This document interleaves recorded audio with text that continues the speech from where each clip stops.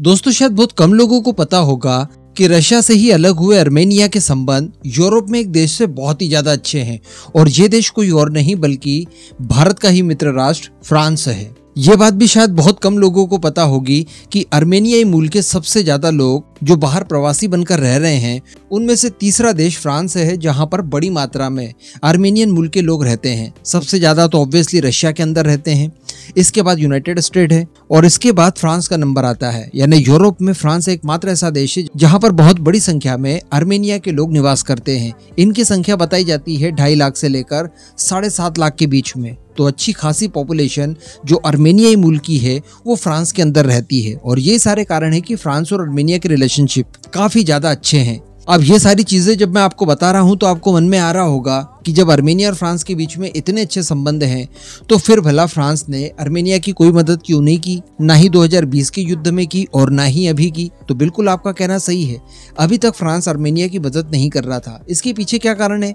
तो इसके पीछे कारण है रशिया की दादागिरी। देखिए, रशिया की तरफ से पहले इन्हें सिक्योरिटी दी गई थी, गारंटी दी गई थी कि हम आपकी हर सिचुएशन में मदद करेंगे। इवन CSTO भी बना हुआ था, जैसा कि नेटो संगठन है।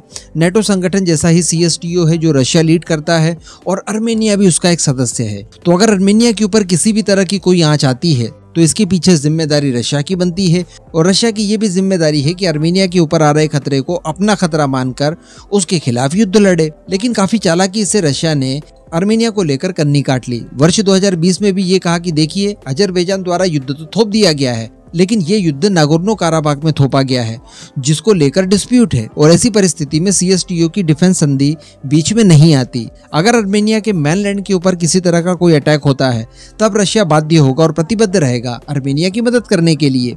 लेकिन शुरुआत में ही जो योजना बना ली थी अजरबैजान द्वारा उसके अनुरूप इन लोगों ने काम किया।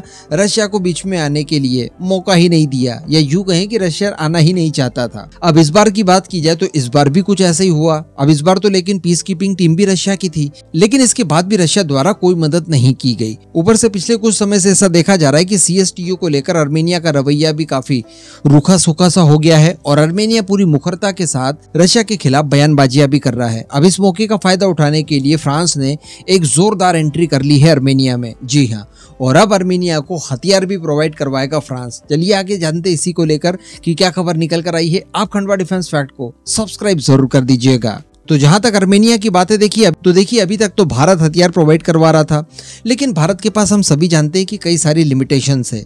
लेकिन फ्रांस की अगर बात की जाए तो वो इस मामले में ज्यादा सक्षम होगा आर्मेनिया की बड़े स्केल पर मदद करने के लिए। अब दोस्तों, इसी उपलक्ष्य में फ्रांस की जो विदेश मंत्री है जिनका नाम है कैथरीन कोलोन्ना, उन्होंने आर्मेनिया का ऑफिशियल विजिट किया है। जी हाँ, इसी मंगलवार को आर्मेनिया की वो विजिट पर जाती है और यहाँ पर वो खुद ऐलान करती है कि फ्रांस अब पूरी तरह से तैयार है आर्मेनिया को डिफेंस इक्विपमेंट प्रोवाइड कराने के लिए। इवन उन्होंने इशारों में इस बात की भी पुष्टि कर दी है कि फ्रांस बहुत ही जल्दी अपने एक डिफेंस अधिकारी को जो आर्मेनिया के अंदर फ्रांसीसी दूतावास है वहां पर पदस्थ कर देंगे।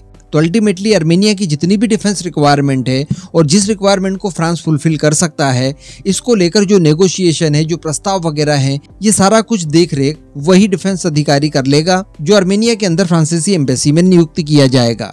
इस दौरान फ्रांस की विदेश मंत्री द्वारा आर्मेनिया के विदेश मंत्री से भी काफी लंबी चौड़ी बातचीत की गई, जिसके बारे में कोई ज्यादा जानकारी तो नहीं दी गई है, लेकिन डिफेंस को लेकर दोनों देशों के बीच में अब मजबूत संबंध गहरा चुके हैं। यहाँ पर अब कुछ लोगों को ऐसा जरूर लग रहा होगा कि अगर फ्रांस बीच में आ जाता है, आर्मेनिया के अंदर आ जाता है, तो इससे भारत को थोड़ा बहुत नुकसान जरूर हो सकता है, क्योंकि आर्मेनिया जो हथियार भारत से खरीद सकता था शायद अब वो फ्रांस से खरीद ले। क्योंकि फ्रांस से अगर हथियार खरीदता है तो फ्रांस थोड़ी ज्यादा मुखरता के साथ आर्मेनिया के साथ खड़ा हो सकता है। भारत गुटनिरपेक्ष है और रशिया का मामला है तो भारत बीच में नहीं आएगा। तो यहाँ पर मैं आपको बता दूं कि देखिए, बिल्कुल भारत को नुकसान हो सकता है, लेकिन हम लोग आर्मेनिया को हथियार बेचकर पैसा कमाने से ज्यादा इस बात का ध्यान रखते हैं कि आर्मेनिया सेफ रहे, आर्मेनियन लोग सेफ रहे। अभी इसी कॉन्फ्लिक्ट की अगर बात की जाए तो 1,20,000 के लगभग आर्मेनियाई मूल के लोगों को बहुत ही बुरी परिस्थिति में, एकदम बदहाल कंडीशन में पलायन करना पड़ा और अपने ही देश में वो रिफ्यूजी बनकर आ गए हैं। सोचिए उनकी विपदा कितनी ज्यादा बड़ी है, हमारी अर्निंग से कई गुना ज्यादा बड़ी उनकी ये विपदा है। इस दौरान बताया जा रहा है कि 170 लोग मारे गए हैं, कई सारे लोग घायल हुए हैं। अजरबैजान द्वारा जो अटैक किया गया था, इस अटैक में कई लोगों को बहुत बड़ी बड़ी इंजुरीज हुई है, कई लोग जल गए हैं। तो बताया जा रहा है कि फ्रांस की विदेश मंत्री इंजर्ड लोगों से भी मिलने के लिए हॉस्पिटल गई, वहां पर विजिट करती है और उन्हें सुरक्षा के लिए आश्वासन देती है। तो बहुत अच्छा होगा कि भारत का हाथ बटाने के लिए फ्रांस भी आर्मेनिया की मदद के लिए तैयार हो गया है। इसको लेकर रशिया और अजरबैजान का जो रिएक्शन था वो लाजवाब था। लिटरली दोनों के दोनों बिल्कुल रोने जैसी स्थिति में आ चुके हैं। अजरबैजान के लिए जहां पर खतरे की बहुत बड़ी घंटी बज चुकी है, क्योंकि भारत के साथ साथ अगर फ्रांस भी हथियारों की सप्लाई करेगा तो ये आर्मेनिया को बहुत ज्यादा बल दे देगा। क्योंकि आर्मेनिया ने अभी तो मौन रहकर अपनी हार स्वीकार कर ली है, लेकिन वो चुप नहीं बैठेगा। त्रासदी बड़ी है, बदला जरूर लेगा। और रशिया की बात की जाए तो रशिया अब समझ चुका है कि फ्रांस के जरिए अब पूरा नेटो आर्मेनिया के अंदर आने जा रहा है। और अभी कुछ ही समय पहले मैंने आपको खबर दी थी कि अमेरिका के सोल्जर्स भी आर्मेनिया गए हैं और वहां पर आर्मेनियन फोर्सेस के साथ उन्होंने एक्सरसाइज भी कंडक्ट की है।